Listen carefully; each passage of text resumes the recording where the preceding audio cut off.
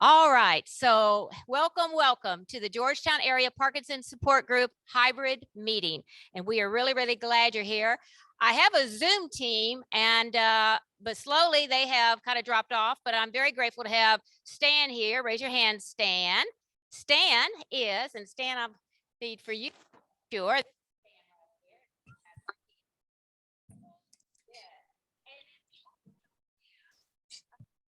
We lost you, Mary Jane. Can you not hear me? Deb? Got you back. Wow, that's interesting. Okay, well, anyway, we have got a camera that I will have on Joe, and let me turn this camera here, and hopefully you can see me right here. There you go. Anyway, we are very glad that you guys are all here with us. This meeting is recorded. You will be able to watch it on YouTube. I'm going to get right into the agenda. Door prizes. If you have a chance to go back in the corner, my husband Dave Berry is back there and he is giving out free tickets for door prizes. And I think we got 4 or 5 door prizes to give out. The deal is you have to be present to win. So be sure you stay to the end of the meeting. Yeah, that's my little ploy to keep you to stay at the end of the meeting. Okay. And I'm going to get this one. Okay, we'll just do later. Okay, doing a little other technical stuff. Next thing is, this is our agenda for today's meeting. As you can see, it's a pretty active agenda. We are going to have the flu shot clinic going on. You're going to get to meet our refreshment sponsor, Medicare review. You know, this is a time for open enrollment for Medicare, and we are very fortunate. And I'm going to give her a couple minutes to talk and to meet her. So if you have any Medicare questions, this is a perfect time to talk to Yvette. Then we have a wonderful speaker, Joe. This is Joe right here. Came all the way from Lubbock. She is with the Southwest Parkinson Society and will be speaking to us, and I'm super excited. And then we're going to exercise too here in just a few minutes. So we're going to have fun. As we continue to go, this is the flu shot clinic. This is Kunal and Brandy. They are in the back. And you can see him. He's waving his hand, but he is busy. He's got a line of folks. So by all means, feel free to visit with him. And if you don't get your flu or COVID shot or shingles or pneumonia shot or whatever you want, no, you can always go at his pharmacy. Okay, that's Liberty Pharmacy, just right off of Williams Drive. Lori Robinson is our speaker. Miss Lori, if you'd like to come on up, you can talk a little bit about her product. She is the one that brought these wonderful cookies and water. And by all means, feel free to, if there's any cookies left over, get some cookies. So Miss Lori, I'll let you talk. Be sure you talk up real close. Okay. And there you go. Okay. All righty. Hi, everybody. My name is Lori Robinson. I work with Acadia Pharmaceuticals. We promote a medication called Okay. Yeah. Like that close. That's close. Okay. COVID just makes everyone stand further away. So I was doing that with the microphone. So I'm Lori Robinson. I work with a small pharmaceutical company called Acadia Pharmaceuticals. They found a tiny little molecule called pimavanserin, that is the first and only indicated medication to treat patients that have Parkinson's and are dealing with the hallucinations and delusions that might be associated with the Parkinson's. It's been to be, can you hear me okay? That's really close. Okay. Wow. So if you have any questions for me, feel free to come over and acquire as much information as you would like about Nuplazid and how it could help patients who have Parkinson's. If you are having that side effect of that non-motor side effect of hallucinations and delusions, you're welcome to come and get some information about Nuplazid and how it could possibly help you. Okay. All right. Thank you. Yes. Thank you. Thank you. All right. Okay. So we're going to keep going. We're kind of adjusting the sound. I'm going to do a double check. Deb, can you still hear us okay? Deb? You're okay. Okay, good. Because we are recording this, I want to be sure our sound is really good, and that requires us to do a lot of setup here. And again, Stan the man has been helping me out. He's just done a fabulous job.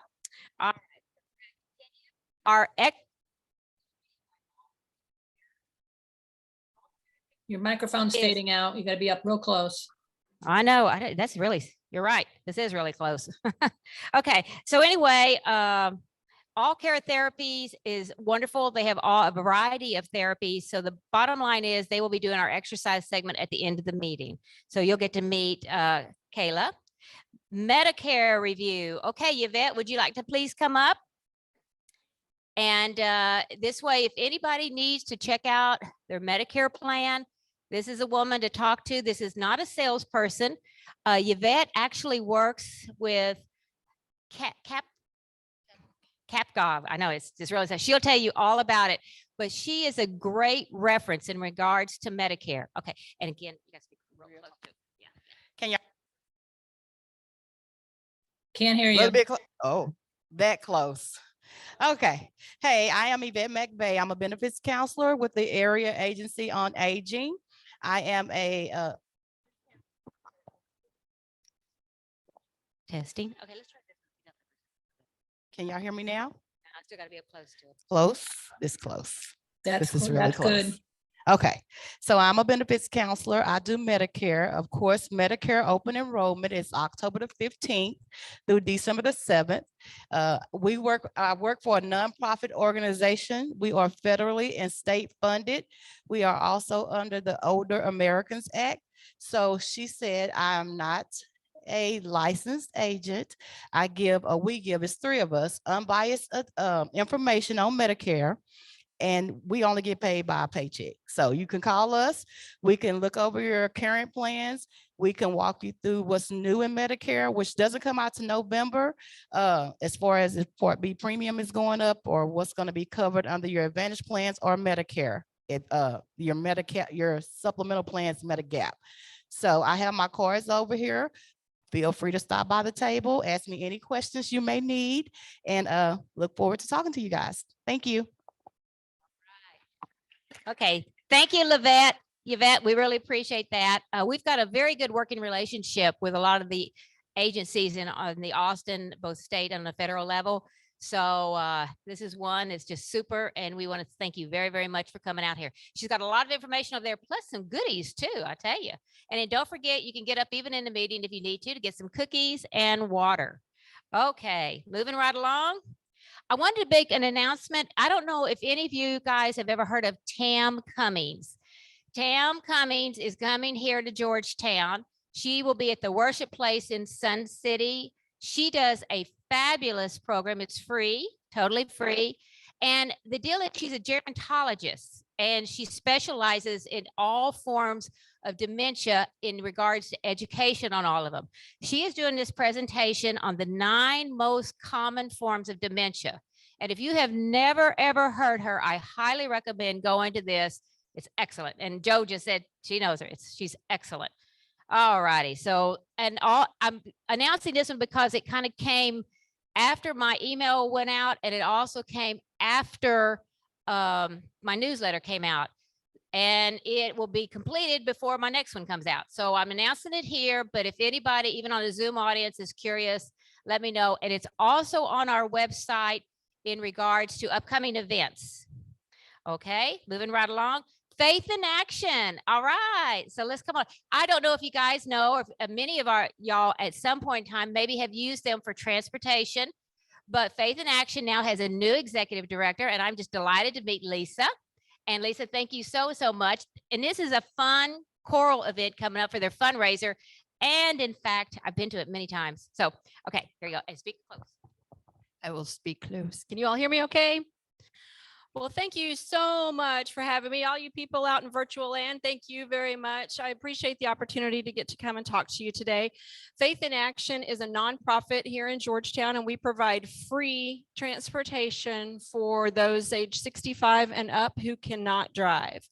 So that's really the only requirement, age 65 and up, and you need to be able to make your own appointments and be able to get in and out of a vehicle without assistance. So if that's you, please look us up because we would love to help you. If you're interested in volunteering, we would love to have that because right now I'm sad to say that we have a 5-month wait list for clients. And the reason it is so long is because we don't have enough volunteers to meet the need here in Georgetown. So we are always looking for volunteers. So let me know if you're interested in that.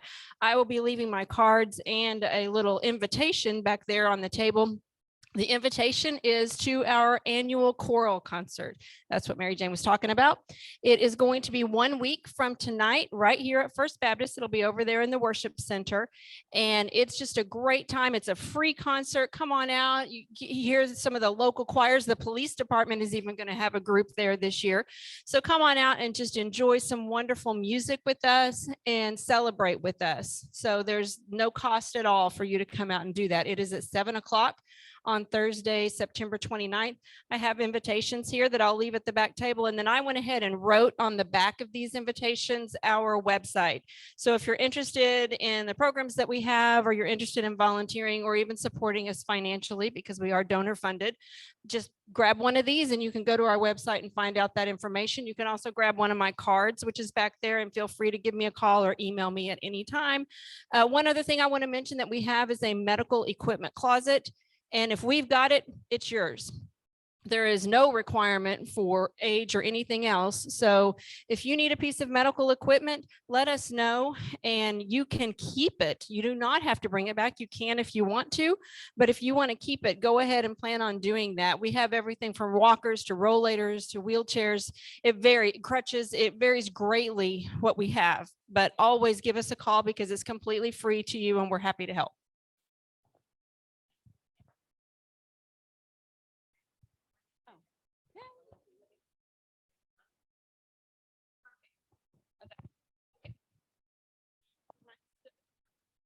I am so sorry. I have to run. I have a meeting here at the church in just a few minutes. So thank you very much. I'm sorry I have to run and can't stay.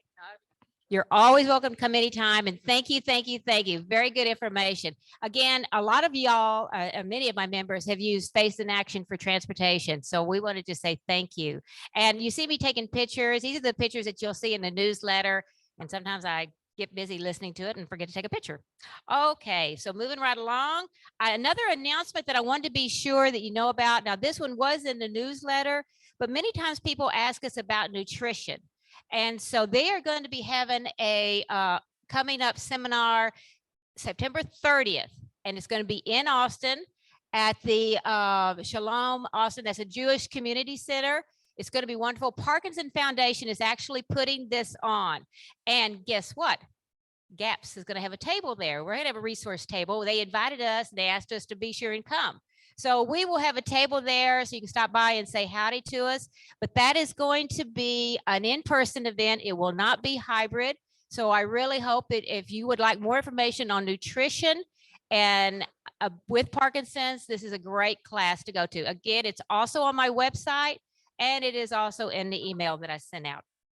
Fundraising. Okay, I want to tell you a little bit about fundraising. As you guys know, this group is totally free. We're all volunteers. Everything has been totally free. But the church has been very generous to us. And for the last, about 6 years, they've let us meet here just totally free. But they've asked if we can do a donation. So I am now needing to raise some funds. Also, we're trying to get our exercise classes going free of charge.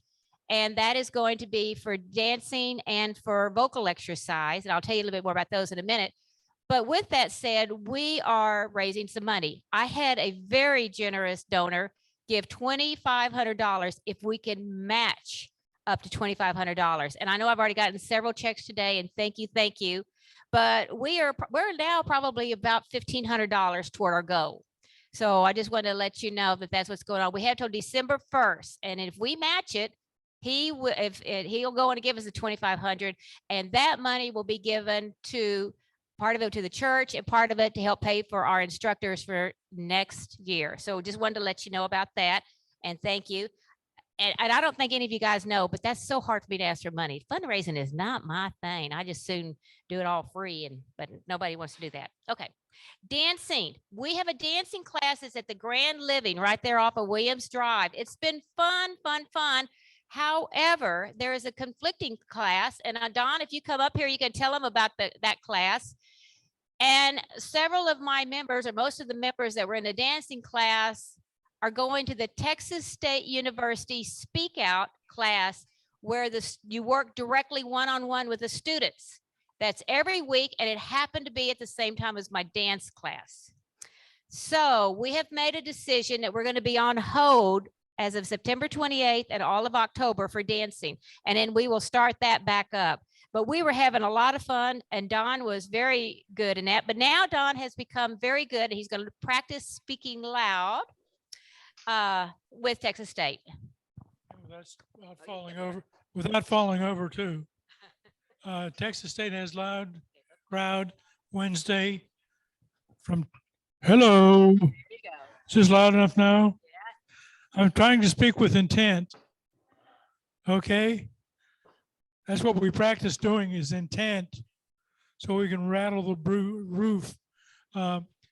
It's from 2 to 3 Wednesday out at Texas State University, out on University and Grimes.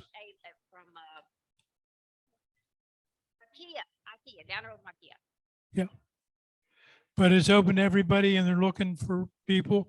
If you contact me, or if you contact Mary Jane, those blank times, No, I know. blank Mary Jane, and we will make sure that they get your name in the list. Several of us in here are members of that, so it's good. Thank you, Don. Great job. Great job. Okay, question. Excellent question. He said, is it Texas State in San Marcos or Texas State here? It's Texas State, Williamson County, which is right off of University, you know, where IKEA is. You go down and it's at Williamson County Seton Hospital. It's before you get there. That's Texas State University. Thank you again, Don, very, very much. And so it's totally free for you. You will be working one-on-one with a student once a week. So if you would like to join this, they still have openings. They have plenty of students. Let me know. We will get you signed up with them. So contact me, and that's through my website. You can always get my email. The next thing, okay, and Dandy Stan is still working on sound. Okay, no. So anyway, we're keeping it close. We are making joyful noise. Now, this is something that all the people that are Texas State are also going to this. This is our vocal exercise and music therapy class. So part of those funds are going to pay for a speech therapist that was at our class every other week. For a full hour, you have free speech therapy. And it's going to be right here at the church. It's just kind of over there. Anyway, the education building. But by all means, it is a lot of fun. We do have a lot of fun. The opposite day, because she comes every other week, we have a piano player, we sing, and we have again, it's still lots of fun. So I really hope you'll join us for that. And in moving caregivers group, we have a very active caregivers group. Again, feel free to come. We also meet here at the church at the education building. Got all this down, all this on my website, so I won't spend any time. And now we have my speaker. She's probably going, finally. I know. So we have our speaker, and this is just awesome. And let me go on and just let you introduce yourself. But I can tell you, I've heard her speak before. She's wonderful. Wonderful, wonderful. Yes, yes, yes. You guys speak up, please? Okay, is this good? Can you hear me? Thank you all for allowing me to come. I think I have to get this ready now. And let me do a stop share for me. You can share. And Deb, will you spotlight her, please? Okay. And then now you can do a share screen. Here we go. Is that good? I have to apologize. I got old, except in a weird way. I had to start wearing glasses a couple of years ago, but I don't need it for reading. I actually need it for distance. So I'm not sure how this is going to work. Pardon me.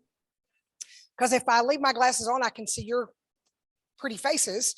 But if I take my glasses off, then I can read what I have over here. So I'm not sure what we're going to do. I also have a horrible habit because I've taught for a long time at the college and I pace when I talk. But I'm going to try real hard to stand still. So if I start walking, you may have to reel me back in. And I also will try to be on time or do it in a timely fashion if I possibly can. A little bit about me. I'm with the Southwest Parkinson Society, actually the director of Southwest Parkinson Society, housed in Lubbock, but we have a huge area that we cover, New Mexico, most of, or a big, huge chunk of Texas. And then I work with people like Tommy in New Braunfels, eat the microphone, I forgot, eat the microphone. So, and I usually don't use a microphone. I usually just talk, but I promise to try to use it today. We were with the American Parkinson's Disease Association, one of those national organizations for 30 plus years. I wasn't there quite that long, only about 20 years, but we became independent, kind of like you all are, a number of years ago. And so we are our own thing now. I heard some people talking as I was going around the room a little while ago, and I want to bring something up before we get started, what we're going to talk about. You know that there are 4 what we call cardinal symptoms of Parkinson's, right? The doctors use the TRAP thing to recognize those. And I know you know those, right? The tremor, everybody knows tremor. You probably know that only about half the people who have Parkinson's have a tremor, at least initially, okay? So the tremor with Parkinson's is unique, tremor with Parkinson's is very unique because it has 2 very neat characteristics that separate it from others. A lot of diseases cause a tremor. The Parkinson's tremor is unique in 2 ways. Number one, it's very rhythmic. For those of you who are musicians, you could set a metronome. Remember that thing that you used to have on the piano, you know, just drove you crazy if you ever took piano lessons. Metronome, you could literally set a metronome to it. It's very, very rhythmic. The other thing, it's a resting tremor. So when you're using a muscle group, that's why when you go to the doctor, they tell you to hold your hand out like this, right? You have it out there for a second and you don't see any movement, right? It's because you've engaged all those muscles. So you don't see that tremor, but eventually it'll reemerge, okay? And you'll see it again. And that's why they do that. So that's the tremor. Then you have the R, the rigidity, right? Rigidity. And the rigidity, we all have some rigidity. Susie, my friend from Austin, is here. I spent the night with her last night. She's with CAPS, and she and I were talking last night and this morning. Now we try to get up out of the chair and it's hard, right? It gets harder the older we get. And I look around the room, there's most of us that are getting past that prime age. We're all getting a little old, right? So we all are rigid, but most of our rigidity that comes with aging is due to arthritis. Rigidity with Parkinson's is not in the bones, it's actually in the muscles, because that's what is affected by your Parkinson's. We could go into that more, but we won't. So that's the rigidity. Then we have akinesia. This is where the doctors throw that in there. They have to make it work, right? Akinesia, anytime you see the word kinesia, it means movement. A in front of any word means without. So without movement. But I look around the room and I see you all moving. So they kind of cheat and put that word in there. What we use typically is bradykinesia. Y'all have heard that word, right? Brady, meaning slowness of movement. And that affects everything from your thinking. The gentleman just a moment ago, I couldn't remember Mary Jane's name, right? That's part of that bradykinesia. It affects your outer body, but it also affects your thinking processes, the way that you do things. It's part of that mask faces that you develop, where I can look out in the room and tell probably about, pretty good guess, who all has Parkinson's, because you've lost your ability to, now let me rephrase that. You haven't lost your ability. It doesn't come natural anymore. So when you sit there without thinking about it, you're not smiling. See, I said that and some of you started smiling, but when you're not thinking about it, you're not smiling anymore. That is no longer natural for you. So that's part of that bradykinesia or slowed movement as well. Your thinking process. And of course, your outward movement as a part of that as well. And then here's where I was trying to get to real quickly. The P, postural instability. Some of you were talking about falling. And one of you said, I heard one gentleman say, well, I get going, and or maybe it's a lady, I apologize. I get going and then I can't stop. And that's very real problem with Parkinson's disease, because when you develop Parkinson's, I don't know if you noticed it, but you stop swinging your arms. And I see some of you are cold and you're kind of shivering, and I apologize for that. It feels really good to me. As a matter of fact, a while ago, I was thinking I was going to have to strip, because apparently you all didn't get the memo that fall started yesterday officially. And I just want you to know it is 78 degrees in Lubbock, Texas right now. It is not 98 degrees in Lubbock, Texas. It is 78. So it's hot down here. And so I apologize. I don't know who turned the air conditioner back on, but man, I appreciate it. I'll probably get a fan in a minute anyway. Sorry that you're cold. I'm sorry. I saw somebody else put on a coat. I'm sorry. Okay, getting back. When you quit swinging your arms, you have a problem, because swinging your arms is the way, or using your arms is the way that we all stay in balance. That's part of our balance. And when you're no longer swinging your arms, then your body says, whoa, I have to find a new way to balance myself. And so the first thing you do is you lean forward. Now you have a huge problem, because two things happen when you lean forward. Number one, when you lean forward now, believe it or not, I don't know exactly that this is the way it worked, but it works something like this. Now your rear end says, I've got to catch up with my head, because we're supposed to be in alignment. Now we're not in alignment. So guess what happens? You start going faster. And then that is a part of Parkinson's as well. It's a fancy word called festination. When you do something repeatedly, then sometimes we speed it up.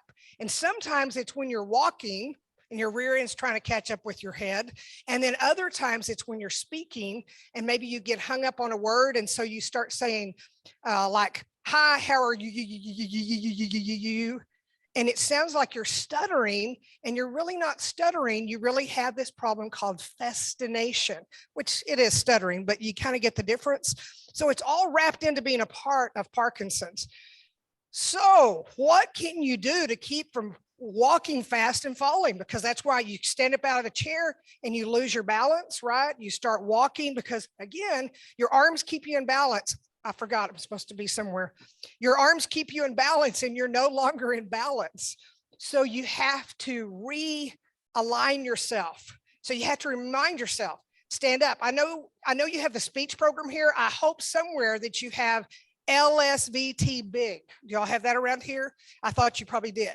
Make sure that you get in that class, because it retrains your brain to take big steps, to stand up straight, to swing your arms. And that puts everything back like it's supposed to be.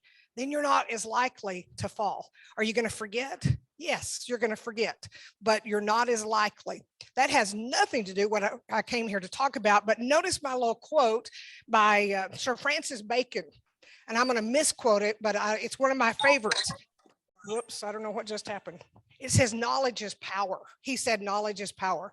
So the more you learn, even if it's not what we're supposed to be talking about, the more important it is. And let me see if I can advance my slide. Sorry, I didn't bring a clicker. There we go. Oh, we did those. Sorry. Okay, so what I really came to talk to you about is the mental part. All of those those are the cardinal symptoms of Parkinson's, meaning you have to have at least two of those before they'll ever say that you have Parkinson's disease. The more you have, the more likely you are to be diagnosed.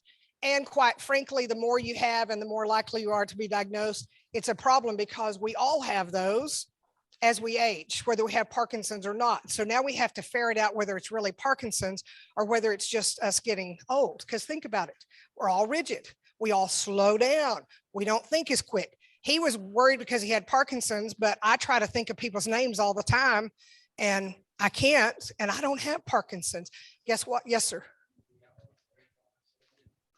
The yellow and green, oh, you can't see those, can you? I apologize. The yellow one says anxiety and depression, and the other one says impulse controls. And we're going to go over those real quickly, because we have a lot of things, that are secondary symptoms of Parkinson's, right? And that's what we came to talk about today, the secondary symptoms, the mental health, the neuropsychiatric part of Parkinson's disease. So what are those? Cognitive difficulties, those things that we just talked about, being able to recall things. One of the most frustrating things with Parkinson's I hear from people is word finding. I know what I want to say, but getting it from here out here is very, very difficult. So that word finding, putting things back in order. Some of you, as a part of your personality, always had to have your ducks in a row, right? That's just part of who you were. You were always very organized. And now you find it difficult to be organized. And that's very frustrating for you. I see people looking at each other. Anxiety and depression. When I first started this job 20 plus years ago, they would say, well, people are depressed or anxious because they have Parkinson's. That makes perfect sense, right? Except what they discovered is oftentimes the anxiety and the depression come on before you're ever diagnosed. Never were anxious in your life, never were depressed in your life. And then somewhere 5-10 years before you're actually diagnosed with any of these outward symptoms, you suddenly are suffering from depression and anxiety. So now we know it is a part of our Parkinson's, not just, oh, I'm depressed because I have Parkinson's. Apathy. Oh, sorry. Apathy. What is apathy? What's apathy? You don't care. You don't give a rat's behind, as my college students say. I just don't give a rat's behind. How many of you have discovered that with your Parkinson's, you have a tendency to be like that? And unfortunately, one of the worst things that I discovered with COVID was it just amplified that with our Parkinson's community. Don't want to get out anymore, don't want to do anything. I'm just going to stay at home and become a hermit. Even Susie said that last night. I almost slapped her, but we'll discuss it later. Impulse controls. Now, we blame this one on the medication. We know that the agonist and even to some degree the carbidopa-levodopa can cause this impulse control. But probably you already had that and your Parkinson's just manifested or made it come to the surface. And impulse controls are things like gambling. Some of you may have never been a gambler. And then all of a sudden you're sneaking online and going to some of those gambling sites. For some people, it's sexuality. And that's a really hard one a lot of times for our caregivers. If you suddenly are very obsessed with sexuality, and then maybe you're visiting little pornographic sites on your website that maybe you shouldn't be visiting, and it becomes a real issue for some people. Sometimes it's spending money. I've had several patients that have almost broke the bank on QVC, and what's that other one that you do on television where you buy things? Home Shopping Network. Thank you. Somebody knew about that one. That might be. Dementia obviously can be a part of it. And as we age, all of us are going to develop some level of dementia. There are, as she said, Tam Cummings is coming and she's going to tell you about all sorts of kinds of dementia. When we think about dementia today, we normally think about what? What word? Alzheimer's. But that's just one type of dementia. And there are many types of dementias. And so we all will develop some level of memory loss as we age. Sorry, I keep doing it. And that is very normal. Parkinson's dementia can be caused by the disease. It can be caused by the medications. So for instance, carbidopa-levodopa, the longer you stay on it, the higher the dose, the more likely you are to develop dementia. Not everyone's going to do that, but some people are because of the medication. So there are a number of reasons. And then there's the old Lewy body dementia. And that's kind of what we call a Parkinson's plus or an atypical Parkinsonism when you develop. And that's very different because in that form of Parkinson's, typically you develop the dementia and you develop you develop hallucinations and delusions early on in the disease process, and then the other symptoms of Parkinson's develop. Matter of fact, the Alzheimer's Association calls it Alzheimer's or Lewy body with Parkinsonism. So they clarify it that way. Delirium. Rarely ever do I see a patient that is really delirious. And if I've ever known about it, it's usually because they've been given a medication in the emergency room that they shouldn't have had. For instance, anything related to Haldol, don't ever allow them to give it to a Parkinson's patient. Delirium, anything related to Haldol or Halcion or any of those derivatives. Haldol, H-A-L, thank you. What? H-A-L-D-D-O-L. Yeah, it was simple. Didn't work in my brain. But that's one that most Parkinson's patients cannot deal with. And so you don't want to be given that typically. Now, again, there are going to be some doctors that will give it to you, but make sure that you're under there, because that's the only time I've ever seen people literally delirious. One lady in Lubbock ended up in the emergency room. They gave it to her. She was from out of town. Actually, she was from the Dallas area. They called me over to the hospital, and while I was visiting with the family about what was going on, they gave her Haldol and sent her in a tailspin. As a matter of fact, she ended up in a straitjacket and having convulsions for about 24 hours. So not a good thing. And then of course, the psychosis, or the hallucinations and delusions. And again, that can be caused by the disease itself, but oftentimes because of the medications. Some of you will never develop any of these. Some of you will have several of these. And I always want to remind you, regardless, look around the room real quickly. Do you see anyone that looks like you? Probably not.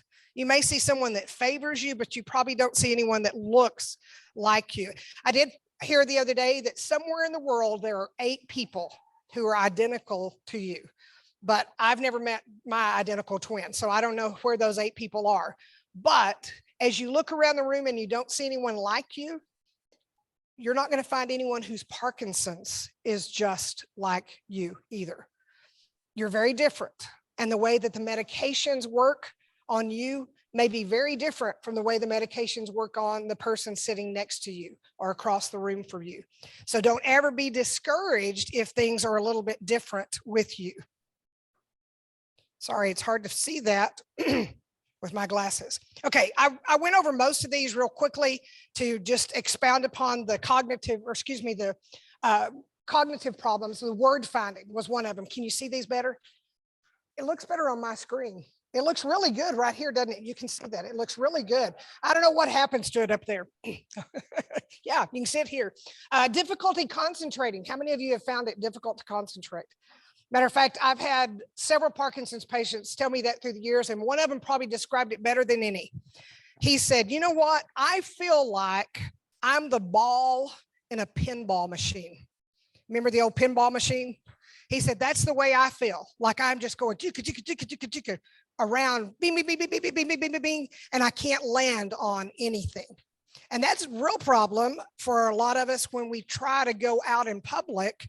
And that's sometimes why we digress, and don't want to go out in public anymore. We don't want to go out and eat with anyone, because if we're talking to someone and there's all this, and if you notice restaurants today, most of them have made it where it's very loud. They have these high ceilings and no buffers up there. And it's so that you can't hear the person that's at the conversation at the table next to you. But if you have this concentration problem, it becomes a huge problem for you, right? Another time that I see it is holidays. We're soon going to enter the holiday season. And this is a real problem for people who have Parkinson's. I don't know how it is at your house, but this is the way it usually is when we all get together. The guys end up in the den with the television going. The kids are running because we have a slew of little ones, and they're running wild, ramping around the house, like little Indians or something. And then we have the females that all somehow manage to end up in the kitchen, right? And somewhere in there is my sister who has Parkinson's. And she is going nuts because she can't concentrate on anything around her. And it becomes very, very frustrating. And so before long, she's disappeared over into a corner somewhere. And the world has gone on without her. So we have to be cognizant of that, caregivers, family members, and try to settle things down and include people in it. I'm going to hurry through some more of these long-term and short-term memory problems, disorganization, which I said, if you've always had all your ducks in a row, and now you have a hard time doing that. And I will tell you that this can be something that comes and goes. I had a patient a number of years ago that his wife, they had a Wednesday night. Matter of fact, they were members of First Baptist Church in Lubbock. And on Wednesday nights, they had a class that they normally went to, and he didn't want to go that night. So she very kindly left him all the makings for a sandwich. And she was even nice enough to cut up the tomato and put the lettuce on a plate. And then she had the meat on the plate and some cheese. And then she had the bread on the bar. So, and the, I guess, mustard or whatever laying there beside it. And she said, okay, honey, when you get ready to eat, I've got everything covered up in the refrigerator. Just pull it out and you can put it together. She came home a couple hours later and he hadn't eaten anything. Well, why didn't you eat? I couldn't make my sandwich. She said, what do you mean you couldn't make your sandwich? And he was very frustrated by this. And she went in and she could tell that he had tried and it was all out of order. He had put the bread and then he'd put like lettuce and tomato and the meat and it didn't look right. So you could tell he'd taken it apart. Now, that is the only time to my knowledge that that ever has happened to him, but it's part of that disorganization, something that was so common that he did so often and suddenly he couldn't do it anymore. And you can imagine how frustrating that can be for someone. And especially if you're the one that has Parkinson's. Oddly enough, you may have a problem with what we call visual spatial. So this is where I get concerned about people who are driving, because you may think that you're 100 feet from that stop sign, but in reality, you're only 10 feet from that stop sign. You may have a difficult time discerning things like that.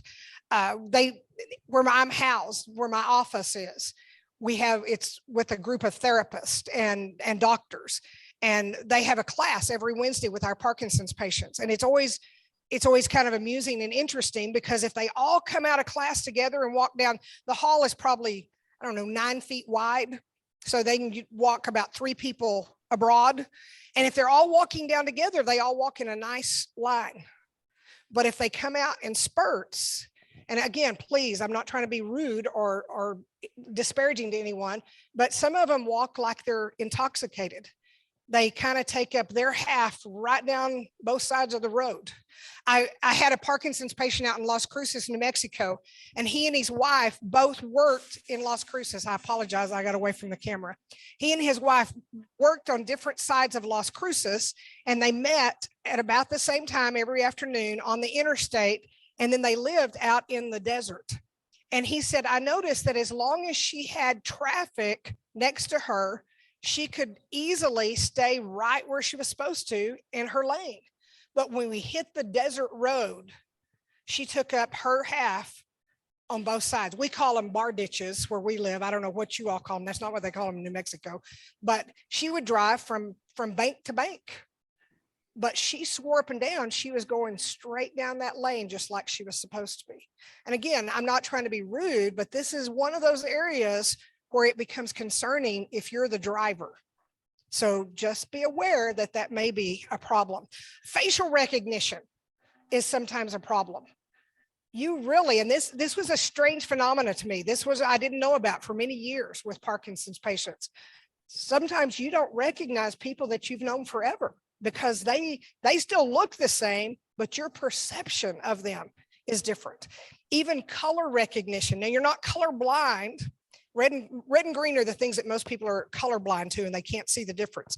But some people who have Parkinson's develop an inability to distinguish between colors. So maybe it was you. Maybe you can really see that. You just don't think you can. No, I'm just kidding. I know, I'm just teasing. And I apologize for that. It really does look good here, doesn't it? No, I don't know why it didn't show up there. Drawing figure, yes, sir.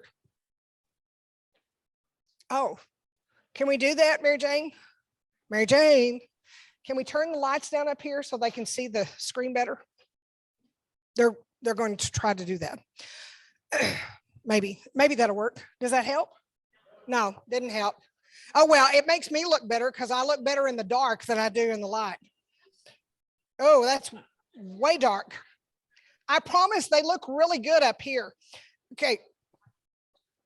One thing I want to do really quickly is anxiety and depression, because they go hand in hand. And that sounds contrary to the way it should be, because anxiousness, you're all giddy, right? And if you're depressed, you're usually what? Kind of the opposite of that. And yet they really do go hand in hand. Oftentimes, our Parkinson's patients have anxiety attacks that are so pronounced or so profound that they're mistaken for heart attacks. I had a young onset patient a number of years ago that called me one day. Why she did this, I don't know. She was picking up her children from school and she called me and she said, Joe, I'm on the loop and I think I'm having a heart attack. Like, why are you calling me? I said, pull over. So she pulled over and I said, okay, keep talking to me and I'm going to call EMS. When the EMS got there, they thought she was having a heart attack. As it turned out, when they got her to the emergency room and ran all the blood gases and all the things they do, it was an anxiety attack. I have a lady right now I was at a meeting the other day and was speaking to a group in Abilene. And this lady has talked to me several times on the phone. And I'm telling you, she's having anxiety attacks, but she does not believe that it's anxiety attacks. She's got several other excuses for it, but not anxiety. And that's not, it's just, she won't admit it. I don't know that that's a problem here in Austin, but in West Texas, we call it a West Texas syndrome. You can admit you have Parkinson's. If you have diabetes, you can admit you have diabetes. But if you're anxious or depressed, what do we all say? Yeah, that's all in our head, right? We're supposed to just pull ourselves up by our bootstraps, and that's what we do out there, and just keep on going, right? You don't admit that you might be depressed. Again, you can admit you have Parkinson's, but I'm never going to admit I might be depressed. A number of years ago, we had a doctor from Dallas, a psychiatrist / neurologist, come to Lubbock and speak at our symposium. And he had done an extensive amount of research on this. And they literally had taken PET scans of people's brains that were depressed. And you could see the changes in the brain. And he said, here's the problem. When you're depressed or you're anxious, it's because you have a chemical imbalance in the brain. And the way sometimes that we have to change that chemical imbalance is to apply another chemical to it, to get it back in sync like it once was. Put these people on medications and you could literally see the change in the PET scan. The brain was lighting up again. And you could see the difference that being on medication made. So if you're depressed or if you're anxious, and we don't like to admit that. I used to go into with our neurologist in Lubbock, and I would go into clinic with him, my medical director, and I would say, I think you need to go back in and see that patient.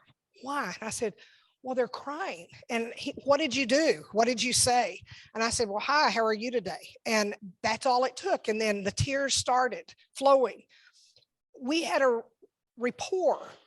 No one wants to admit to their doctor that anything is wrong with them. Have you noticed care partners, caregivers, that when you go to the doctor, you take your loved one to the neurologist, pardon me, I don't have COVID. Something is in the air down here. I don't know what it is, but something is in the air. But you go to the doctor and they say, well, how are you today? And what does your loved one with Parkinson's say? Fine. And they're going to be at their very best when they're at that doctor's office, right? I mean, you've never seen them walk that good in months, years. And they can touch their feet, all of the things that they're supposed to do superbly the day that they're at the doctor's office. And it's very frustrating for care partners, caregivers. But the reality is that we're all like that. If you, as a caregiver, go to the doctor and you may have been dying 30 minutes ago out in the lobby with strep throat, and oh, you're miserable. You have the headache and you feel lousy. And then they take you back to the room, right? Take you back where the doctor's going to come in. And again, you're miserable sitting on that bed or laying down on that bed. And then the doctor walks in and he said, well, hi, Judy, how are you today? And you say, oh, I'm fine. A little scratchy throat, but I'm fine, right? Is that not what we all do? So don't get upset, care partners, with your Parkinson's patient, because you're guilty of it too. But we don't like to admit that we're depressed. We say things like, oh, I'm just feeling a little blue today, right? Just a little blue, not really depressed.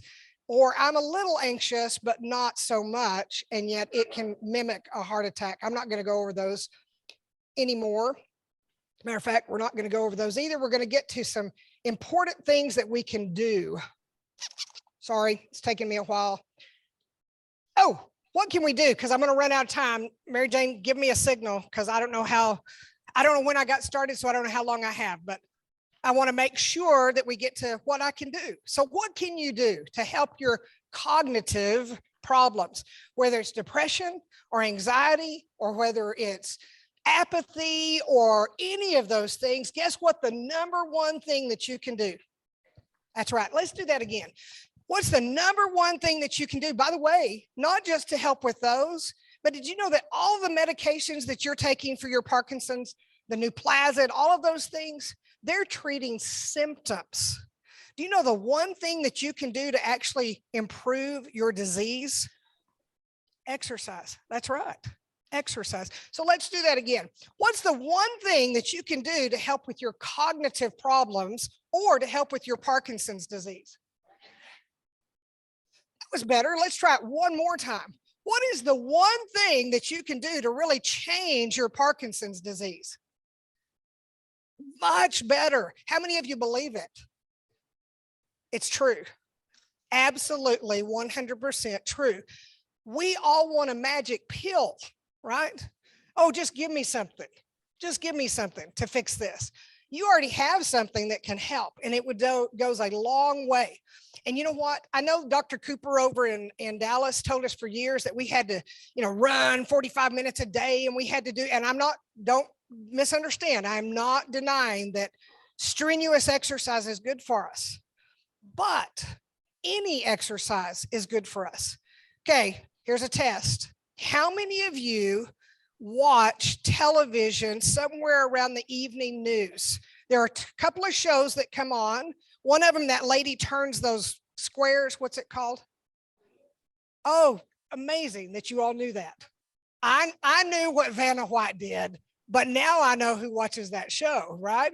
Vanna White turns those. And then there's another one where they ask you the question and you have to provide, or excuse me, they tell you the answer and you basically have to provide the question.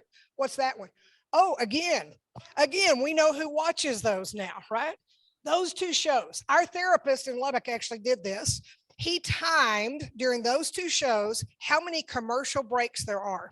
I think there are 5 in that 30-minute time frame, and most of them are 2.5 or 2 minutes and 47 seconds or some odd number like that long.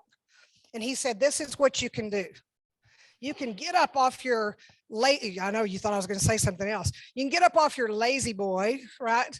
And you can stand up and you can walk back to your bedroom and you can sit down on your bed and you can stand up and you can come back and sit back on the edge of your recliner or whatever you were sitting in. And you can keep doing that until that commercial break, that 2 minutes and 47 seconds is over with. And then you can sit back down and you can watch your show until the next commercial break. And if you do that just during those 2 shows, you have exercised for about 20 minutes. Not only that, but you go to a gym and they talk about squats. Guess what you just did during that period of time? You just did squats and walking. And then if you want to add a little more to it without even having any effort, you can grab, maybe not these water bottles, these are a little smaller, but most of them are 16-ounce water bottles. 16 ounces of water, 16 ounces of sand. It doesn't matter. 16 ounces is what? A pound. And you can take one of those and fill it up with whatever you want to. And you can do arm circles while you're watching that show. You can do them backwards and forwards. You can even lift them up like this and do all sorts of exercise with them while you watch Vanna turn those numbers or letters. She turns letters, sorry. While you watch her turn those letters. And then guess what? You've exercised for a whole hour and it was painless, totally painless. How many of you can do that? How many of you do that? We think we have to buy equipment and go to a gym and pay big money, and that's great, but we don't have to do that. Or you can do that too, and then do this in your spare time when you're sitting there watching. So exercise is incredibly important. I got these out of order and I apologize. Healthy diet. Mary Jane told us about a program that they're going to do in a few days about diet. I read just this morning, when I was at Susie's house on my phone, I pulled up an article, it popped up, and it's a new study that they've done talking about how a diet can improve an Alzheimer patient's thinking ability. If it'll improve theirs, don't you think it might improve ours that don't even have Alzheimer's? Well, what is a healthy diet? Well, it's getting, believe it or not, remember your mother probably told you about the fruits and vegetables that we all need. You know, the ideal diet is a Mediterranean diet, and there's a lot of proof in that. But well, y'all got it better here than we do in Lubbock. It's hard to get fish, good fish in Lubbock. So, you know, we'd rather have red meat than we have fish. Y'all are a little closer to the coast. You might could get some fish, but including fish in your diet, including healthy fats like avocados. How many of you like avocados? Olive oil, right? Those things. Concentrating on fresh fruits and vegetables. And here's the rule of thumb. The brighter the color, the more better. Ooh, that was bad. The better it is for you. The brighter the color, the better it is. So include bright colors on your plate. Now, that's a problem for some people that have Parkinson's because vegetables become harder for you to eat, right? And we don't want them munchy or mushy. We want them more crunchy than mushy. So the way we cook them can be a problem, and I will grant you that. Some things you can do to help with that. Cut them into really small bites. Chew your food. We have a horrible habit in the United States. I did this years ago with some of my college students, and I discovered that the average adolescent boy, so from probably 12 until college age 20, if they go to McDonald's or Burger King to eat a hamburger, guess how many bites it takes them to consume that burger? You got it, 4 bites. And that's why in between those bites, they're shoving in not one French fry, but a whole wad of French fries. So then I started observing young ladies and I thought, well, surely they're better. Well, only by about 2 bites. And I've observed this for years. It takes most adolescent ladies, if you can call them that, 6 bites with French fries being, but you know what? As adults, we're not a whole lot better. We forget the most important thing is to chew our food. If you ever took an anatomy, any of you in here, teachers, anatomy and physiology teachers, you probably learned somewhere along the way, you're supposed to chew your food 32 times before you swallow it. Now, how many of you have ever in your life done that? None of us have. But I would suggest that you start chewing at least 10 times before you swallow. And then here's the thing, as we all get older, whether you have Parkinson's or not, here's a very important thing. We're all going to start having problems chewing and swallowing because these are muscles. And by the way, this is a problem with Parkinson's patients because the same muscles that control your ability to speak control your ability to eat or to swallow, not to eat, but to swallow. And so if people are telling you, hey, speak up, what'd you say? Then you're not able to swallow well anymore. So you need to get in one of those speech classes because the way we lose our Parkinson's community, you're never going to die from Parkinson's. You may die from a complication. And the most common complication is pneumonia. And you develop it one of 2 ways, falling, like we talked about at the beginning, or aspirating. And sometimes you aspirate and don't even know it. One of the most difficult things or horrible things that we aspirate on is our own saliva. And it trickles down the wrong pipe, so to speak. And your mouth is nasty. Any vet will tell you that the human mouth is dirtier than a dog's mouth. Seriously. And so you've got all sorts of germs in your mouth. So we don't want you to choke. And that's what's ultimately going to happen. But like I said, as we age, we all are going to suffer from that, potentially. So here's one for all of us. When you chew, you get ready to swallow, you do what we call a chin tuck. When you get ready to swallow that bite of food, just put your head down a little bit and then swallow, force it down, and then swallow again, do a double swallow. Because when your head is down, I know this doesn't make any sense, but I promise you can go online and pull up a video of it. When you swallow and you do your head like this, you actually have closed off your throat. Your throat is now like this. When you put your chin down like this, your throat is open like this. I know it makes no sense, but I promise it's true. Remember what your mother may have told you. My mother always told me, no one wants to see your nose or your nostrils when you're taking a bite or drinking, right? Did your mother tell you that? So keep your head down, do a chin tuck, swallow not once, but twice. And again, we all need to get in that habit. Everybody pretend real quickly, because this is another time we sit with our Parkinson's community when you're taking your pills, right? How many of you choke on your pills? Same thing, because what do we typically do? Put our pills in our mouth and we tilt our head back. And now you've closed off your throat. Your throat is now in this position. So you need to raise your head up, get a big drink, and then you tuck it down when you actually swallow. And then, like I said, swallow again. Don't ever take your pills dry. Don't ever eat food dry. Make sure your mouth is lubricated. That's part of what saliva does, and that's part of what drinking while we eat. So I could go on, but I'll shut up. Good sleep. How many of you have heard that sleep is important? What was that? Per Richard's Almanac, early to bed and early to rise makes a man healthy, wealthy, and wise, right? It's important. And we know now that it's very important.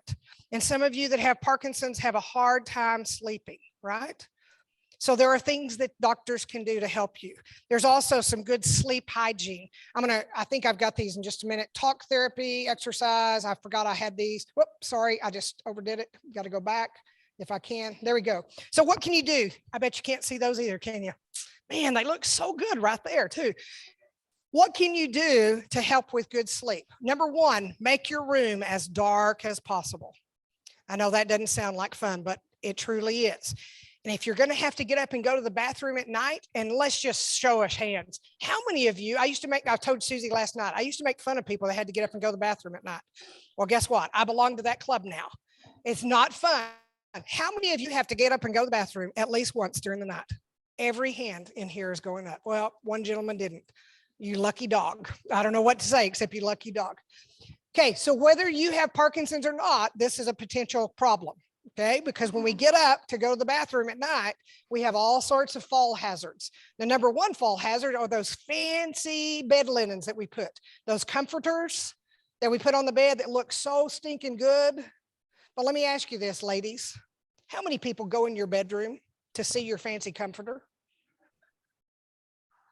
So when you go to bed at night, take those suckers off. Matter of fact, don't tell my mother, she passed away this summer. Don't tell my mother I said this, but you don't have to even make up your bed. You can put up the sheets, but take those comforters off and put them over there until you are having company and you're going to invite them back to your bedroom. And then you can have it looking really good. Until then, move them.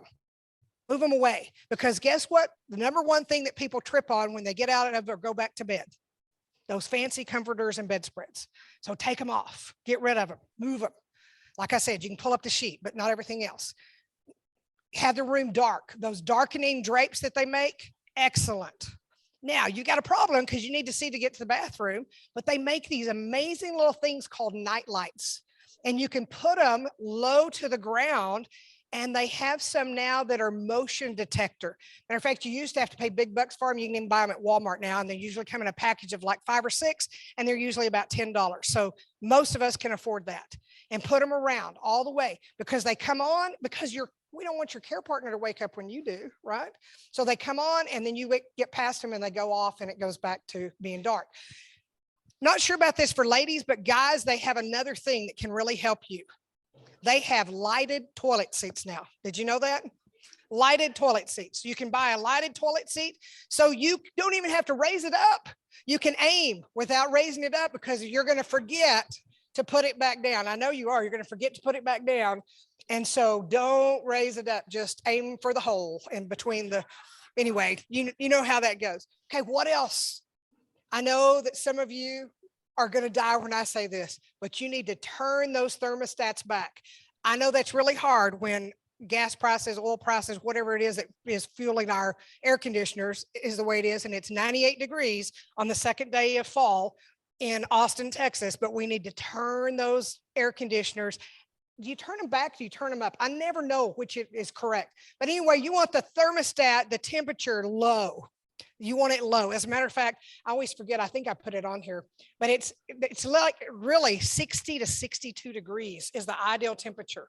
And they've done a lot of research to discover that that's the ideal sleeping temperature. Now you can still cover up, but not with that big, heavy, fancy bed linens. You can get your little down comforter and cover up. Matter of fact, some people have tried those weighted blankets, And believe it or not, some Parkinson's patients have really responded well to those weighted blankets. It helps with their tremor. It helps them at night where they stay sleep better. So you might try that if you're interested. Okay, what else? This is not one that's going to be popular.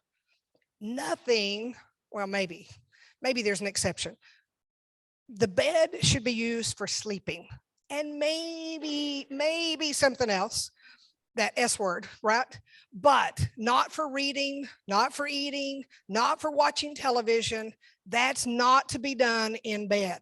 The bed can be used for two things: sleeping and maybe sex. I can say that we're among adults, right? Even though we're in a church, I don't know about that. But anyway, I don't want to get struck by lightning, but sex and sleep, that's it in the bed. No watching television, nothing. As a matter of fact, a long time before you're ready to go to bed, about 2 hours before you're ready to go to bed, you need to turn off the television, and you need to unplug the computer, and you need to put your phone up, because we know that all of those emit what they call blue light. I'm sorry. All of those emit what we call blue light, and blue light tells your brain, wake up, you need to be awake. And so it is not good for you to have those on. Now, here's what, and I'm guilty of it too. I confess this. If I can't sleep at night, I'll get my phone out. I did this last night. I got my phone out and I started playing solitaire. Now, most of the time it makes me go to sleep. It's boring, right? A boring game. It makes me go to sleep. Sometimes it doesn't make me go to sleep, and I shouldn't have been doing it in the first place. Now, you can buy glasses that are blue blocker glasses. It's just better to get in the habit of turning it off, because if, especially your television or your computer, it's not just the light, the blue light, the light itself, because what did we say about the importance of a dark room? And you've got a light on, not good for sleeping. So light needs to be off. You need to turn off those computers and things at least 2 hours before you're ready to go to bed. Don't, and I know so many Parkinson's patients that do this. I'm sorry, I don't mean to point my finger at you. You can't sleep, so you get up and you go in and you turn on the computer and you sit there for 3 or 4 hours. Another problem is that Parkinson's patients have a sleep problem. Part of the time it's self-induced, because every one of the medications you take has a warning label on it, and it says it may cause daytime drowsiness or sleepiness. So you take it, and then you sit down, and what happens? That's right, you fall asleep. And before long, that little bitty 15-minute nap that you were going to take has turned into hours. Well, it's kind of like your kids. Remember when you had kids at home in the first week that school was out?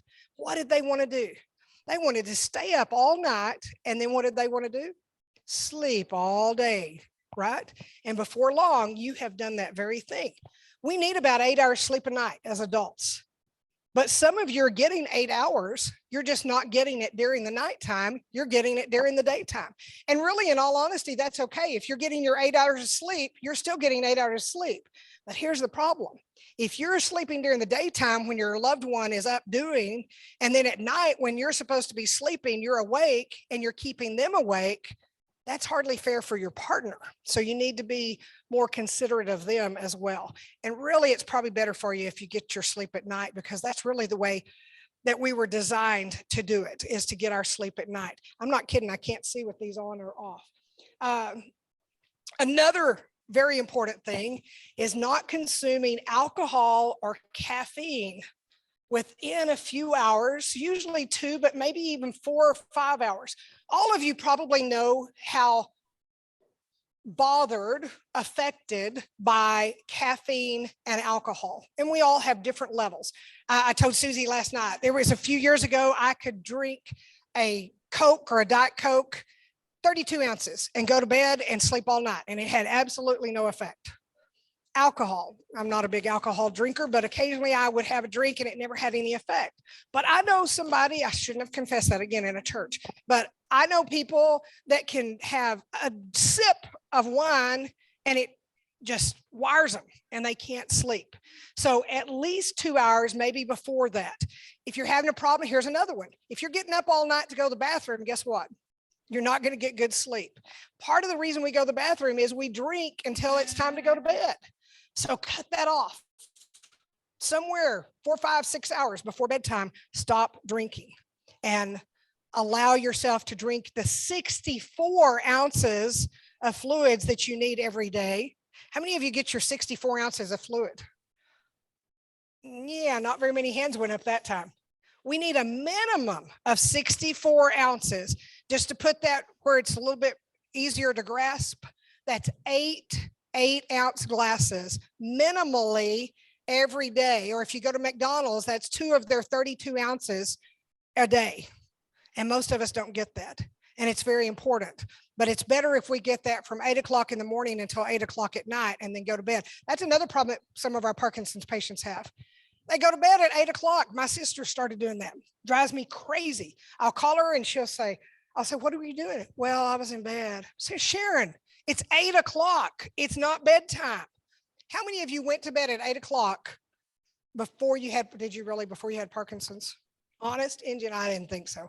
Most of us didn't. At least push it to 10 o'clock. Then you've got a better chance of staying in bed a little bit longer. So be reasonable about it.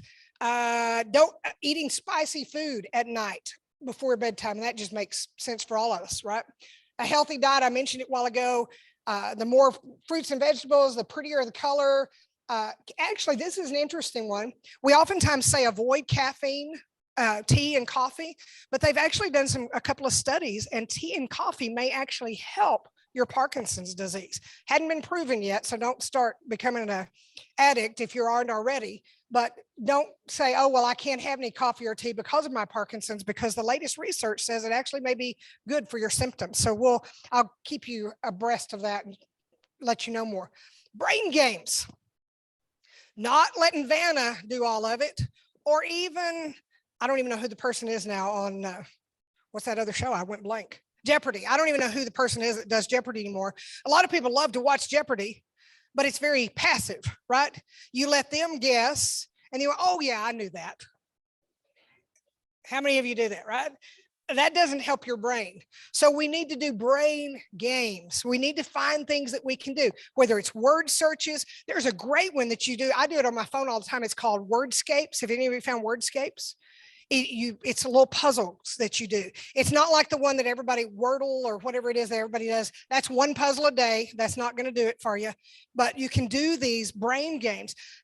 I'm not trying to promote anything, so don't take this wrong, but AARP, if you belong to AARP, they have brain games that you can do on their website all the time. And there are 2 or 3 of them that you can go to like that and do on the websites and do brain games on the computer, just not at bedtime. Do those during the day and not at bedtime. Another one, playing with your friends, right? We talked a while ago about socialization, and our Parkinson's community tends to huddle back and not get involved, especially since COVID. Call your buddies and say, hey, let's play 42, or let's play, I don't know what, some card game, spades, or some fun card game, and get together with your friends. You got a big group of people right here. If y'all are not interacting with each other more than, y'all meet once a month, Mary? Whoops, I don't know where she went. Y'all just meet once a month?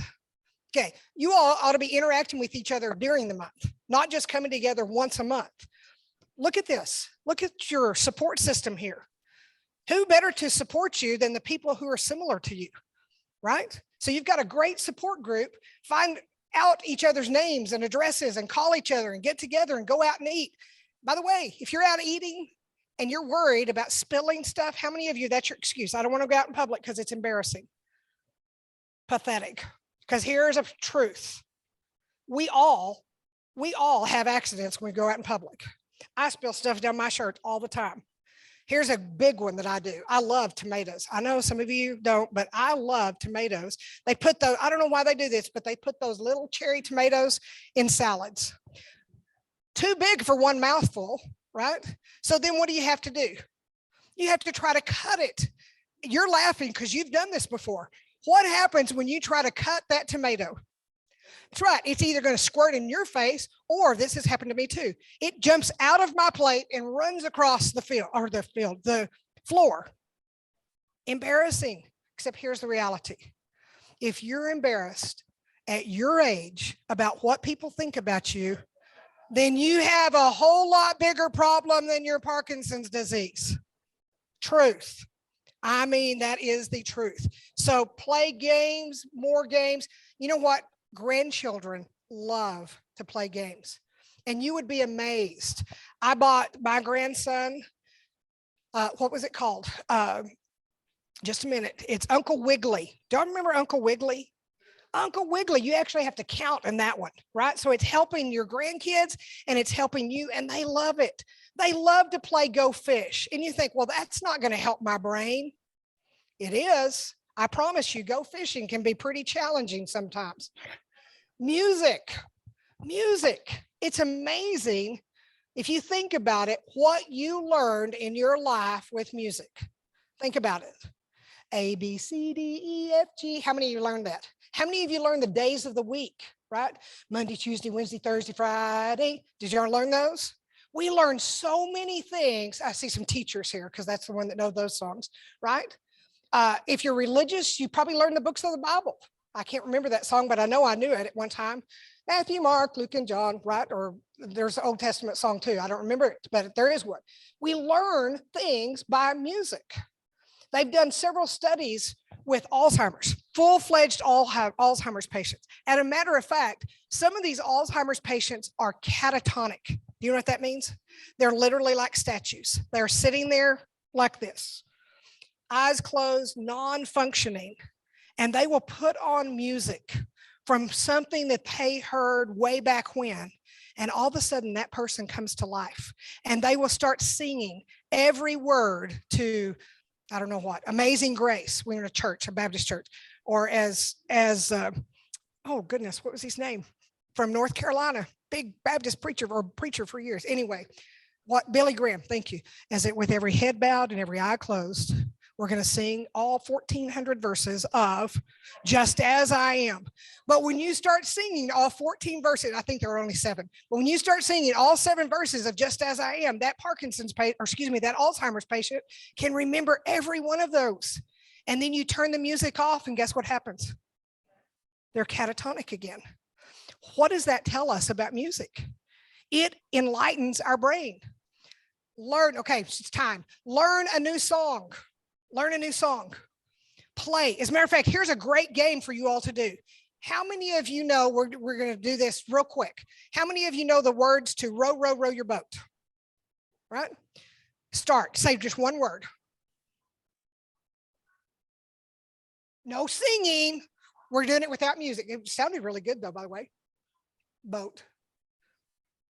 Gently down. Here's the problem. We learned, I did it again. I'm sorry, Mary Jane. We learn things with music.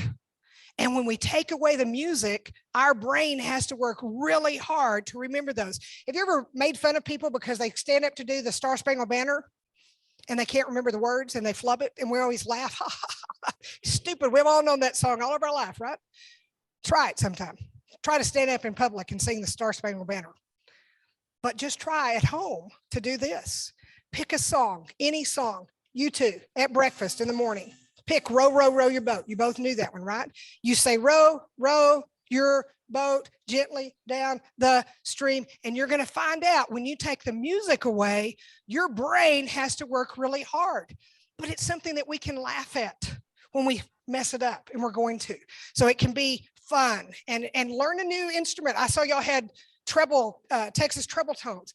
Sing, play a kazoo, play a harmonica. That also helps with your breathing. So there are any number of things that you can do with music. Don't forget to laugh. One of the most important things, if you have Parkinson's, here's the reality. You better learn to laugh, because if you don't, you're going to spend a whole heck of a lot of time crying. And laughter is so much more fun than crying. It's not a fun disease. But you know what? I can't think of any of them that are. What would you rather have than Parkinson's? Would you rather have cancer? Rather have heart disease? Rather have epilepsy? Which one would you rather have than your Parkinson's? And the truth is, regardless of what you have, you need to probably laugh about it, because they all have problems. Have Parkinson's, you have difficulties.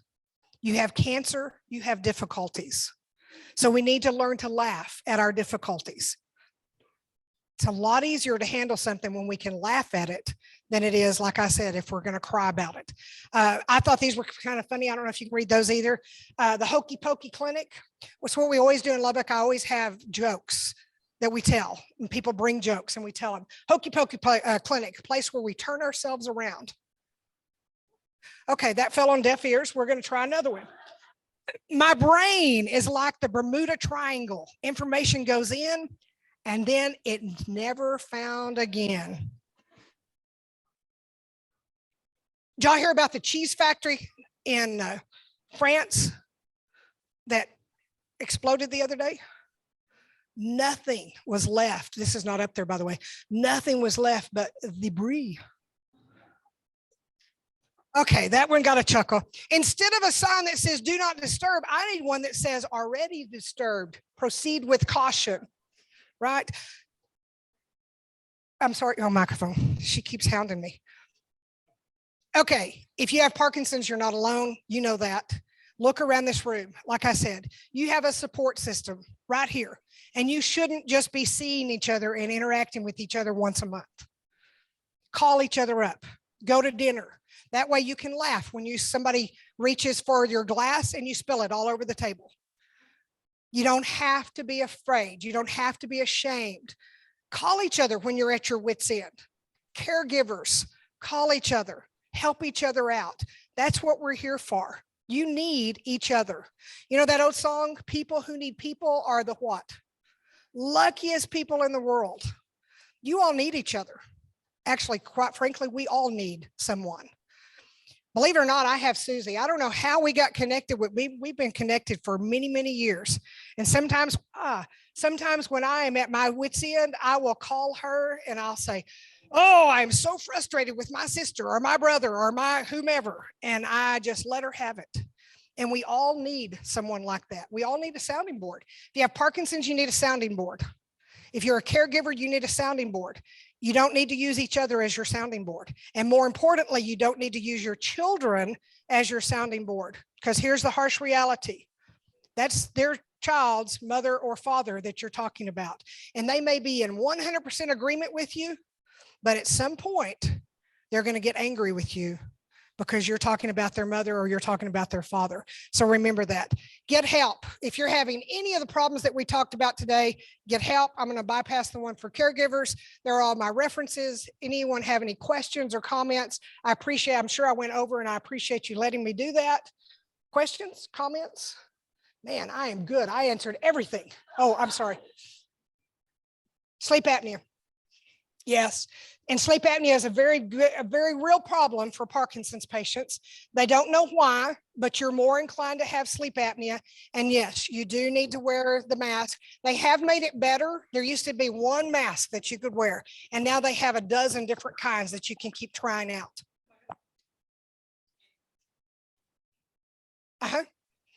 That helps. Okay, she said, repeat that question. She said they have a dental device. Her husband could never wear any of the sleep apnea apparatuses, but they have a dental device now that you put in your mouth. It's kind of like a retainer, or it's really more like what a football player wears. And it's a mouth guard kind of thing, and it keeps your airway open and it helps with sleep. And that's part of the reason. Yeah, Medicare does help pay for it. Okay, I did not know that. So that's good. That's good news. So Medicare does help pay for that. And it's expensive. It's not a mouth guard. You can't go to McDonald's. I'm hung up on McDonald's. You can't go to Walmart and buy it. You do have to get it by prescription and do all of that because it's specially fitted to your mouth. Any other comments or questions? I am good. No, You are good. I'm just kidding. No, I'm Joe, just you kidding. are good. I tell you. Okay. You know, like I say, she drove down from Lubbock and is staying with her friend who also happens to be a great friend of mine too. She helped me get started with this support group. Susie, would you please stand up? She is from CAPS. And Susie helped me a lot to get started. And I just, want to say thank you to Susie. Joe, that was just awesome. Awesome. You covered a lot of stuff. And for those in the Zoom crowd that you're seeing, I know they could see your slides perfect because they were directly on the screen. Again, you can always watch this. We've recorded this, so you can watch it. You can see these slides. Plus, I'll take some of these out too, if I get permission to have a copy of your PowerPoint. They're back there. We can see the handouts. Very back at your registration table. So be sure you get those. Are they handouts for the slide? Okay. About Parkinson's. Sorry, there's general information about Parkinson's, and then there's one for this particular presentation. Real quickly too, if any of you are interested in being on our mailing list, we won't solicit money from you, but mail you information if you want it, tell you about like our symposium that we have, or the symposium that's coming up in a few days in New Braunfels, et cetera, et cetera. Get on my mailing list. We do a newsletter periodically, and I'd be more than happy if you'll take this, fill it out, and either mail it to me, or you can fill it out today and give it to me. One other thing, I have a whole bunch of these back there. Any of you ever get accused of not having a brain? That's why we did this. You can whip this out of your pocket and you can prove that you have a brain. So you can remember Southwest Parkinson's, but more importantly, and I will tell you that for whatever reason, this brain, it's an eraser, and it eats this eraser off. So if you want to use this eraser, take this one off and put it in your pocket. Otherwise, you're not going to have an eraser. Oh, thank you. Hey, you said something about New Braunfels. I did not get word that they're going to have a symposium in October. Well, if you could forward me that information. I've been to the symposium before in New Braunfels, and it's very, very good. Also, Joe, is you gonna be a speaker? Been a speaker there before, and that's where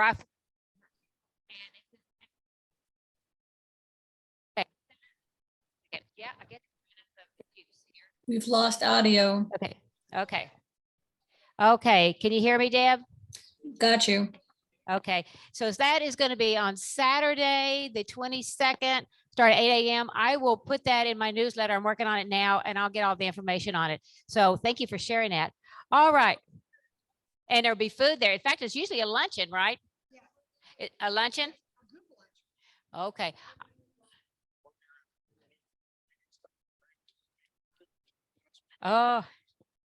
Oh, he's bragging on the meat market in New Braunfels. So, all right. Okay. So now we're at a point where we are going to do some exercise, and I'm going to do my share screen again and come right over here. And, okay. So that was Joe. Joe did an awesome job. Yep. You can go on there and get ready. And again, this is the slide for her, which was, oh, it said Zoom quit unexpectedly, but I don't think it did. Don't send. Okay. Deb, you can still hear and see me, right? That's correct. Okay, cool. Okay. So this is a thank you. And you know, our mantra is to educate, exercise, and socialize. So we have that. Now, for those that are sneaking out to leave, remember, we got some great door prizes coming up. So if you can just hang in just this for a few more minutes. This is Kayla. See, Kayla, this is your slide that I had all for you. And so we just want to thank you so much for coming to exercise with us. I'm going to turn this on right there so people can see. And let you have the mic. Thank y'all so much for having me today. If y'all were here in July, we presented from All Care Therapies of Georgetown about PTOT and speech for working on things with Parkinson's disease to help improve our movement. And so I'm going to go over the 4 seated power moves. I know we kind of talked about that they can be done in different positions. Everyone's got a chair, so I figured that would be the best way to do this. I will. Yep. There you go. Perfect. I'll just. Do you want me to? Can everyone hear me? If No, I just really... You can't hear you on Zoom. Okay, perfect. Well. Appreciate it. Okay, so we're going to go through extension, and then we're going to go through weight shifting. You know what? I can do it. Yeah, I'll make do. Yeah, I'll be moving all over. Thank you. Twisting and then stepping. So, okay, right about here. Okay, perfect. So everyone on the edge of your seat first, you want your legs nice and wide. Now, if you have someone next to you, you may be a little cramped for space, but we'll make do today. So you'll want to start legs nice and wide in this position. We're first going to reach nice and far forward, get an anterior weight shift here, and then we're going to come back upright, open up our chest, bring our arms down into the side, chest up, looking up towards the ceiling, and that's our power up. So yes, ideally you would have a little more space next to you, but let's just go through about 5 of those. So this is our get ready position, and then we'll power up. That's where we would want to count nice and loud. 1, get ready, power up. 2, get ready, power up. 3, get ready, power up. 4, get ready, power up. 5, excellent. So really working on opening the chest there, working our postural muscles in the back to help with that extension. Feels pretty good, I think, too. We'll move into weight shifting now. Let's go through 6 because we'll go side to side. So we want to start and stop to every motion. So we like to slap your hands down on your knees. That's our get ready. And then knee down to your, elbow down to your knee.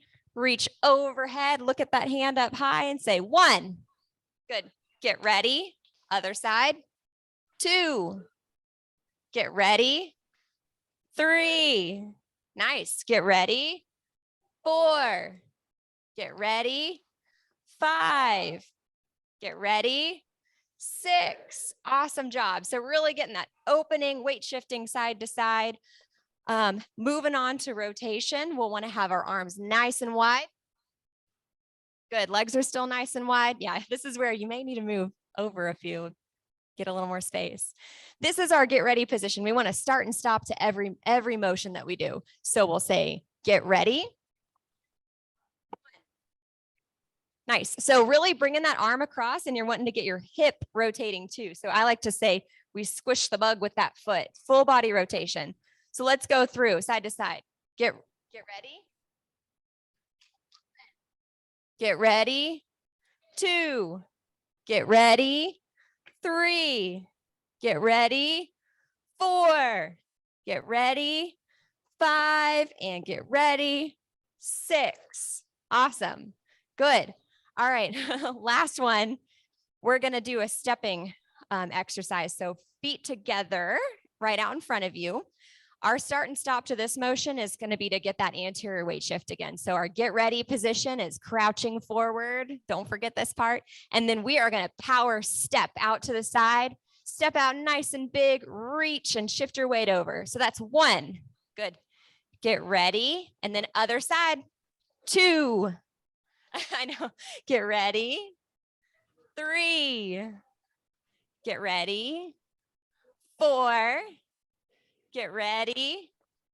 5. And last one, get ready. And 6. Good. Awesome. So those are just an example of how you can go through the power moves and seated. We can do them standing, on your stomach, on your back, whatever to meet the goals that we have. So if y'all have any interest in learning more about power, the website's awesome. It's pwr4life.org. Or about PT in general, I'll be here to answer any questions that y'all may have. So thank y'all again so much for having me and for participating.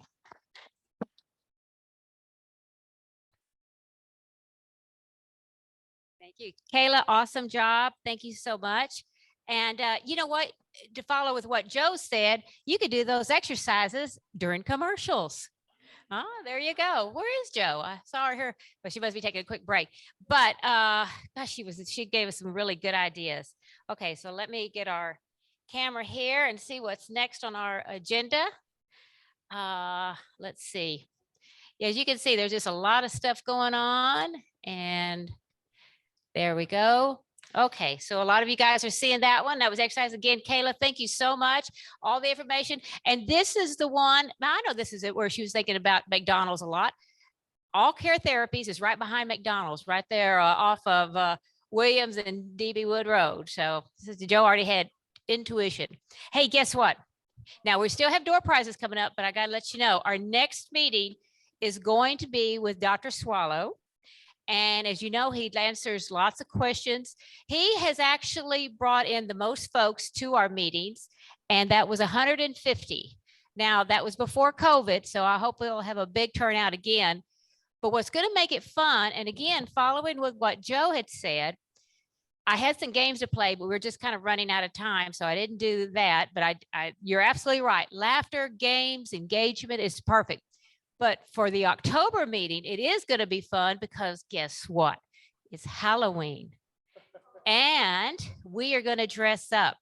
So think about your Halloween costume, and Dr. Swallow, and he's going to pick a couple of folks. We are going to give out prizes for the Halloween costume. And it is going to be fun, fun, fun. So you're going to learn a lot, but you're going to also have fun. So I will put this in my emails and newsletters. So be thinking about that. And that's going to be October the 27th that we will be having him. Now, door prizes, and we got a special door prize. So come on up. Lori, you want to come on up and bring your door prize? And did everybody get a ticket? Because if you didn't get a ticket, we want to go on and give you a ticket. So get your numbers out and ready. And Patty's bringing up. Thank you. Okay. However. Okay, let me do this here. All right. So those in the Zoom audience can at least see what's going on. Okay. So let's shake it up really, really, really, really good. Lori, I'll let you pull that out. Lori brought a door prize. In addition to bringing cookies and bring in water. And she had a door prize for $35 to go to where? Chick-fil-A. Chick-fil-A, $35 Chick-fil-A. You're going to want this one. The number is. You can do the last three probably. Yeah. 431. 431. Do we have a 431? 431? Okay, wait. Does somebody have it over there? All four last three. 431. All right, we have a winner. I'll let you present it to her. Oh, awesome, awesome. All right. So now we have another door prize. This door prize is what is that, Patty? For walkers. It's like for a walker, and you can put it in front for a basket liner. This number is 433. Oh, look at here. We got 433. Thank you. Thank you. That's Jane. All right. Now we have, what do we have here? Oh, this is the fall time of the year, a nutcracker. Now that's just kind of fun, a nutcracker, and you can check it out.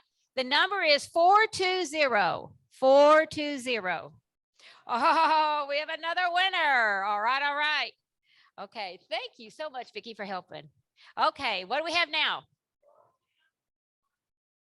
Okay, this is a cold and hot pack that you can put on a knee or whatever you need to have hot or cold.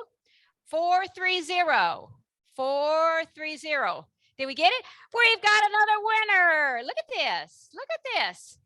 Okay, and do we have anything else? Now this one actually, oh, there it is. Oh, okay, we're still trying to figure this one out exactly. Oh, it's a tactile. Sherry just was telling us. Tell us a little bit more about it.